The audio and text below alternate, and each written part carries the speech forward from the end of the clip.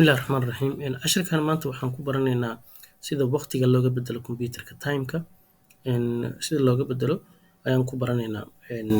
Computerka maxaa timeka looga bedelayaa? Sababta looga bedelayo maxay tahay? Een, Waxaa muhiim ah horta computerka waa inuu saacadda ay ku saxan tahay, taas waa kow. Midda labaad, wadanka aad joogtid waqtigiisana waa inaa mar walba aad ku aadiso, saas ayaa muhiim ah.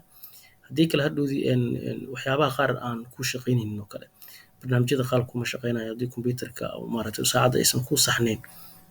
Cilado badan ayaa ka imaanaya. So marka waa muhiim saacadda inaa iska saxdo. Qaabkee marka aan u sixi karnaa ama u bedeli karnaa? Waxaan tegaynaa qaybtan hoose ayaa search barka ayaa waxaan ku qori karnaa date and time aan ku qori karnaa. Qaybta kore ayuu nooga soo baxayaa. Ujeedaa waa kaasa. Ama setting inta tagto dhinacaasna waa ka geli kartaa oo setting inta tagto qaybtaana waa ka tegi kartaa. Date and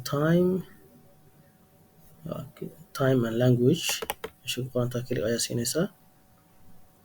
Ku soo bax waa kana date and time ayaa click siinaysaa. Ku soo bax waa kana marka. Waxaa dhigi kartaa set the time automatically. Qaybtan hadda off waaye, on ayaa ka dhigi kartaa. Waa on ka dhigto asaga ayaa haddii aad wadanka tagto wadan kale aad tagto kale automatically asaga isku saxaayo kale. Optionkan on ayaa ka dhigi kartaa. Set the time zone automatically ayadana waa dhigi kartaa. Hadda off ayuu ku yahay. Zonka markaas aad joogto ayaa ayuu kugu lifaaqaya oo kugu sameynaya. Hadda kan off ayaan ka dhigaynaa.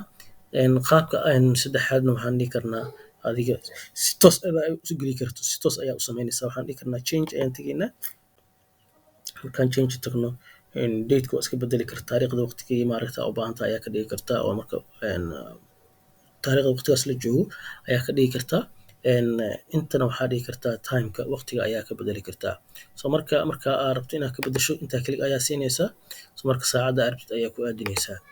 Marka hadda ma bedelayo, laakiin hadhow marka aad ku aadisato kale waqtigii taariikhdii kadib waxaa leedahay change ayaa leedahay. Marka asaga ayaa kuu bedelayo. Markuu kuu bedelo oo marka uu ku saxmo marka waxaa leedahay finish ayaa leedahay. So marka saas ayaa loo bedelaa timeka, waqtiga iyo taariikhda labadaas bas saas ayaa loo bedelaa. Ama automatic ayaa ka dhigi kartaa si automatically asaga isku saxaayo. So marka maanta casharkeena waxaan ku baranay sida waqtiga loo bedelo iyo taariikhda sida loo bedelo. Casharkeena maanta intaas ayaan kusoo koobaynaa.